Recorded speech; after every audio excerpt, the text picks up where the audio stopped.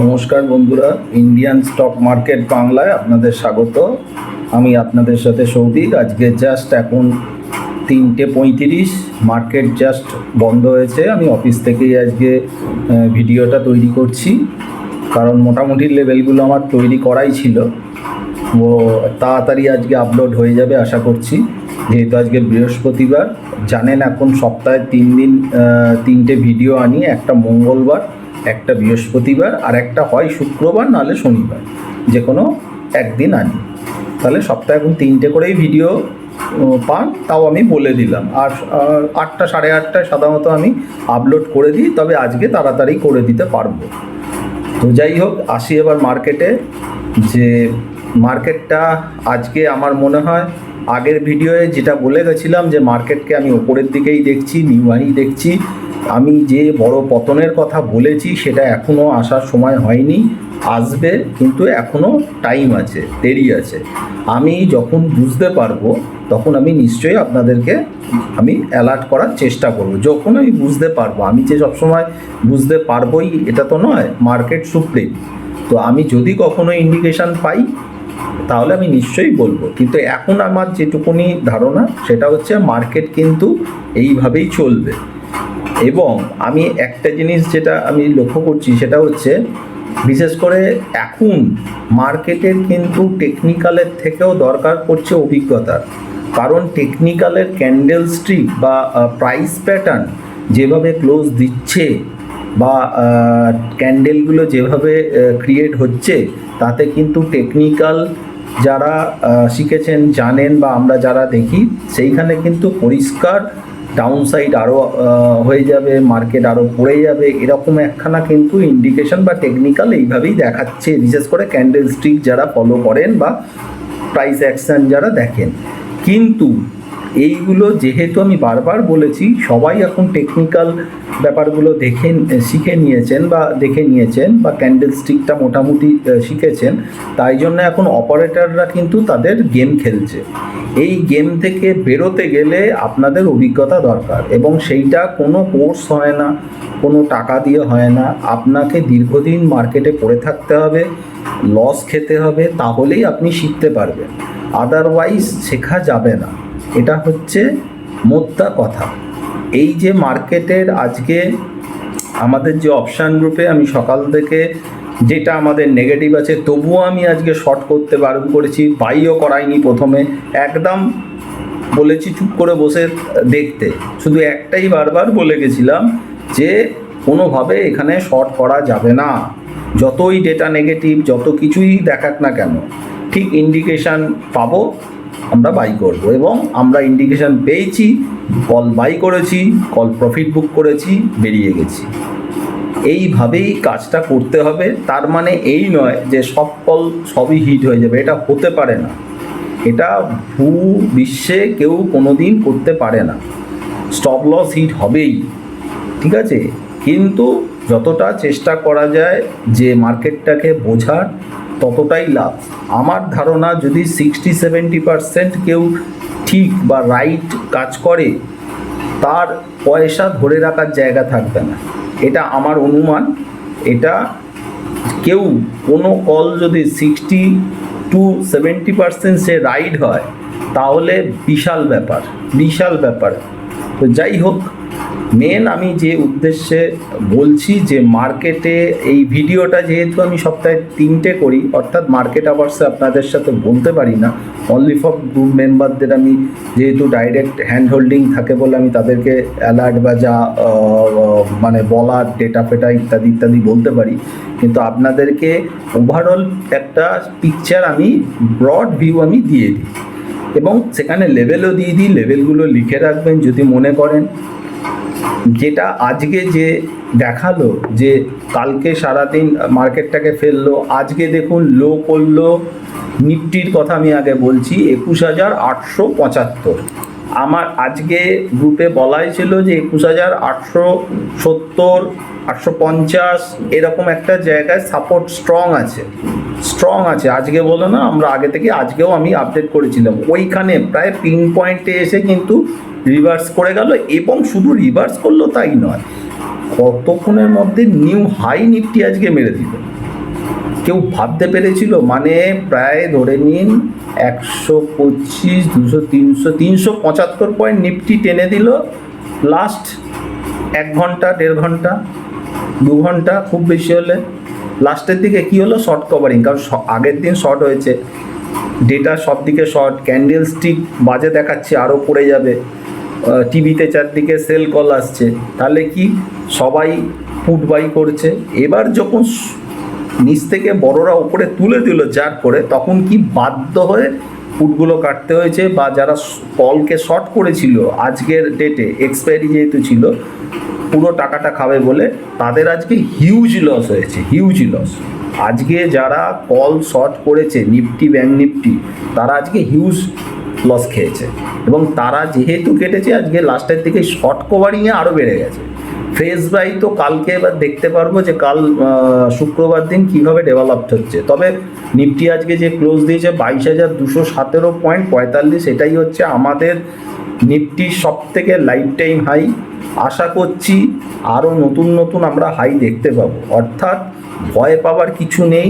মার্কেটে এই 1-2 দিন 3 দিন কারেকশন একটা আসবে, এটা হবে হচ্ছে একটা রুটিন কারেকশন, ওখান থেকে ফার্দার আবার বাই এসে যাবে।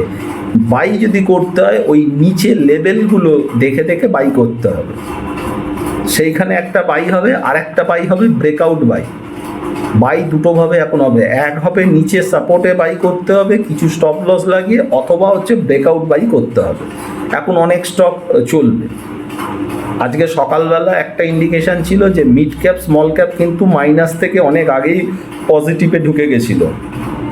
আমাকে সম্ভবত কেউ একজন হোয়াটসঅ্যাপ করেছিলেন, দাদা মিড ক্যাপ আইটি বলছে, মিড ক্যাপ আর স্মল ক্যাপের চার্টটা দেখে কি মনে হচ্ছে? আমি সাথে সাথে বলে দিয়েছিলাম যে না না, এখন পড়ার কোনো ব্যাপার নেই, আবার র্যালি দেবে, এইভাবে এখন চলবে।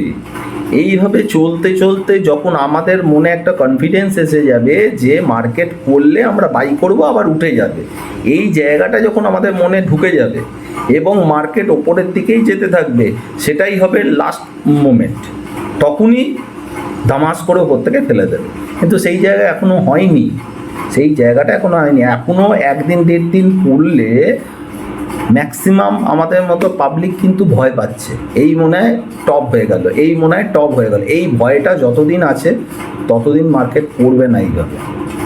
এর আগে মার্কেট অনেক হয়তো লেভেল দেখাবে, কত দেখাবে সেটা সময় সাপেক্ষ বোঝা যাবে, আমরা পার্ট বাই পার্ট এগোবো।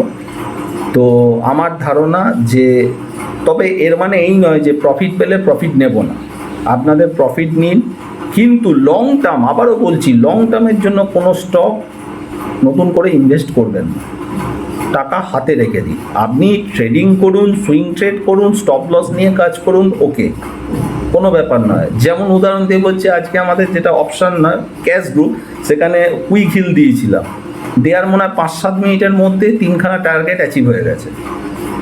কাজ হবে, কাজ হবে না কেন? কাজ হবে, কিন্তু ইনভেস্ট করার মতো সময় এখন নয়।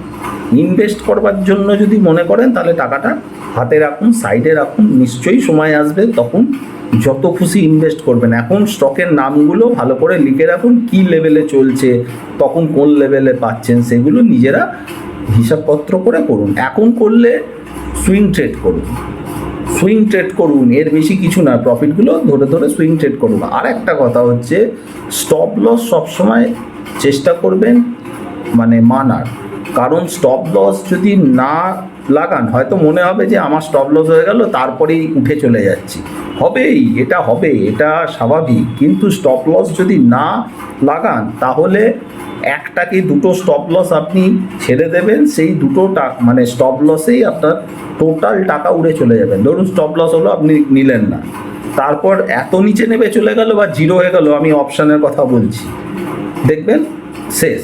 কিন্তু ক্যাশ স্টকের ক্ষেত্রে হয়তো অনেক সময় স্টপ লস না লাগালেও সাপোর্টেও উঠে যায়, সেটা দেখতে হয়। আবার কিছু সময় স্টপ লস লাগাতে হয়, সেটা দেখতে হয়, সেটা মানে বিশেষ বিশেষ স্টক বিশেষ বিশেষ সময় ভ্যারি করে। কিন্তু অপশান ফিউচারের ক্ষেত্রে অল টাইম স্টপ লস লাগাবেন। তাতে 10টা ট্রেডে যদি 8টা স্টপ লস হয়, হবে, কাজ করবেন না, ছেড়ে দিন। সবাইকেই অপশানে কাজ করতে হবে, সবাইকেই ফিউচারে কাজ করতে হবে, এরকম তো কথা নয়। করবেন না, বসে থাকুন, ইনভেস্টের জন্য টাকা জমান, তখন ইনভেস্ট করবেন। আর যারা ট্রেড করতেই চান, অপশান ফিউচারে তারা কিন্তু অবশ্যই স্টপ লস লাগাবে। সে শর্ট করে কাজ করুন বা লং করে কাজ করুন, যাই করুন, স্টপ লস কিন্তু মাস্ট। আজকে যারা শর্ট করেছিল তারা যদি আজকে মানে স্টপ লস না লাগায়, তাহলে আপনি ভাবতে পারছেন আজকে কত টাকা তাদের লস হয়েছে। আমরা তো বাই করে খেলেছি, প্রফিট হয়ে গেছে, বেরিয়ে গেছি, ঠিক আছে, কিন্তু কেউ শর্ট করেছে, কেউ না, প্রচুর লোক শর্ট করেছে আজকে। তারা যদি স্টপ লসটাকে না আজকে দিয়ে রাখতো, তাহলে তাদের কি হালত হয়েছে ভাবার, মানে যার হয়েছে সেই শুধু বুঝতে পারছে। এগুলো অভিজ্ঞতা সময় থাকতে থাকতে হবে। মার্কেটের মধ্যে থাকুন, আমার মনে হয় আপনারাও ঠিকঠাক করতে পারবেন। তো যাই হোক, এবারে নিফটির লেভেলগুলো বলে দিই আমি। এদের হচ্ছে মার্কেট নিয়ে ভয় পাবার কিচ্ছু নেই, মার্কেট এইভাবেই চলবে, দুদিন পড়বে, 3 দিন উঠবে, আবার 2 দিন পড়বে, আবার উঠবে, আলটিমেটলি ওপরের দিকেই এখনও শিফট হবে, এখনও টপ আউটের জায়গা আসেনি, এটা হচ্ছে মোদ্দা কথা। এবার হচ্ছে নিফটির লেভেলটা বলে দিই। নিফটি আজকে ক্লোজ হয়েছে 22,217.45, নেক্সট রেজিস্ট্যান্স আছে 22,302 এবং 22,487, আপাতত এইটুকুনি দেখছি। নিচের সাপোর্ট হচ্ছে 22,164 এবং 22,082। আর ব্যাঙ্ক নিফটি আজকে ক্লোজ হয়েছে 46,920 ধরুন, আমি সব স্পট বলছি, হ্যাঁ, 46,920-তে ক্লোজ হয়েছে। ব্যাঙ্ক নিফটির রেজিস্ট্যান্স আছে 47,555 এবং 48,087। আর নিচের দিকে স্ট্রং সাপোর্ট আছে 46,600 থেকে 700। আজকে HDFC bank, Kotak bank, SBI এরা ঠিকঠাক চলেনি বলে আশা করছি ব্যাঙ্কও টেনে দেবে। বারবার আমি আবারও বলেছি, ব্যাঙ্ক নিয়ে আমার কোনো ভয় কিছু নেই, আমি বুলিশই আছি। এবং ব্যাঙ্ক নিফটি এমন একটা ইন্ডেক্স যেটা 1 থেকে 2 দিনের মধ্যে 1,500 পয়েন্ট, 1000 পয়েন্ট বাড়া কোনো ব্যাপারই না, ব্যাঙ্ক নিফটির ক্ষেত্রে। তো সেই নিয়ে ভয় পাবার কিছু নেই, লেভেল দেখে কাজ করুন। এছাড়া স্টকে আপনারা আইসিআইসিআই ব্যাঙ্কটায় কাজ করতে পারেন, কুইক হিলটা আবার দেখতে পারেন, ডিসক্লেমার অলরেডি বলেই দিয়েছি। এশিয়ান পেন্টস দেখতে পারেন এবং ডিএলএফটাও একটু দেখতে পারেন। এগুলো মোটামুটি একটু দেখতে পারেন, মনে হয় একটু আপ মুভ হয়তো আছে। কোন লেভেল দেখে একটু কাজ করবেন। আর এগুলো টোটালটাই যা বললাম এডুকেশন পারপাস করলাম, যেহেতু আমি সেবি রেজিস্টার্ড অ্যানালিস্ট নই। এখানে আমি যাই বলি আমার নিজস্ব মত, আমি নিজে যা ভাবি বা যেটুকুনি দেখি সেই হিসাবে আপনাদের কাছে শেয়ার করি। আপনারা কোনো ট্রেড নেওয়ার আগে বা ডিসিশন নেওয়ার আগে নিজেরা ভাবনা চিন্তাভাবে নেবেন এবং সেবি রেজিস্টার্ড কোনো অ্যানালিস্টের সাথে কথা বলে নেবেন। আমার কথায় কোনো কিছু ট্রেড নিলে তার দায় বা দায়িত্ব আমার বা আমার চ্যানেলে থাকবে না। এটা ডিসক্লেমার আগেও দেওয়া ছিল, এখন আবার বলে দিলাম। তবে একটা কথাই আমি বলতে পারি যে বেশ কিছু ইন্ডিকেশান, বিশেষ করে আজকে অপশান গ্রুপে সকাল থেকে যেভাবে মেসেজগুলো আমি করেছি, আমার মনে হয় মেম্বাররা আজকে অনেক কিছু শিখতে পেয়েছে, মার্কেটে আজকে অনেক কিছু শিখতে পেয়েছে। যদি তারা ফলো করে ঠিকঠাক করে, তাহলে আজকে অনেক কিছু শিখতে পেয়েছে, যেগুলো হয়তো কোনো কোর্সে শেখায় না, সেরকম অনেক কিছু জিনিস শিখতে পেরেছে। তার মধ্যে একটা আপনাদের অলরেডি বলেই দিচ্ছি, যেটা হচ্ছে ইন্ডিয়া ভিক্স। আজকে ভিক্স কিন্তু মাইনাসে, অল্প ফ্ল্যাট ছিল কিন্তু মাইনাসেই ছিল, ঠিক আছে। লাস্টে তো 4.58 মাইনাস করে 15.20-তে দাঁড়িয়ে আছে, ঠিক আছে। তো মার্কেট পড়ছে, ভিক্সও পড়ছে। গতকালও এই ইন্ডিকেশানটা ছিল, আমি বলেছিলাম যে মার্কেট পড়ছে, ভিক্সও পড়ছে। এটা কি করে হয়? এটা তো হবে না। হয় মার্কেট যদি বাড়ে তাহলে ভিক্স পড়বে, অথবা মার্কেট পড়লে ভিক্স বাড়বে, ভোলাটিলিটি ইন্ডেক্স। কিন্তু ব্যাপারটা ঠিক আমার একটু ডাউট লেগেছিল। এছাড়া আরও অনেক কিছু পার্ট আছে, যাই হোক। তো সেসব থেকে আমার বেশ কিছু জায়গায় আমার মনে হয়েছিল এটা হচ্ছে ফেক, একটা হচ্ছে ট্র্যাপ করবার জন্য। এখন প্রায়শই বুলেদের, এই বেয়ারদের ট্র্যাপ করে তাদেরকে মারছে। এইভাবে কিন্তু যখন অরিজিনাল মার্কেট পড়বে, তখন কিন্তু যারা আমাদের মতো ছোটরা এখন পুট বাই করছে বা শর্ট করছে, তখন কিন্তু তারা থাকবে না, তাদের পয়সা পুরো শেষ হয়ে যাবে। তাদের এত মারবে তাদের পয়সা শেষ হয়ে যাবে। ওই জন্যেই বলছি, মানে বুল বা বেয়ার যাই হোক, মার্কেট দেখে সাইকোলজি বুঝে তারপর কাজ করুন। যদি মনে হয় না বুঝতে পারছি না, কাজ করার দরকার নেই, সাইড লাইনে বসে থাকুন, তাও ভালো, কিন্তু অযথা পয়সা নষ্ট করবেন না। আর মার্কেট থেকে মার্কেটের শিক্ষা নিন, মার্কেট থেকেই শিক্ষাটা নিন, আর কিচ্ছু নয়। কেউ বড় শিক্ষক নয়, মার্কেটই সব থেকে বড় শিক্ষক। মার্কেটে দেখুন, মার্কেট থেকেই শিখতে পারবেন। তো যাই হোক, আজকে আর বড় করব না, আমি একটু পরেই আপলোড করতে বলে দিচ্ছি। আশা করছি আজকে ভিডিওটা তাড়াতাড়ি পেয়ে যাবেন।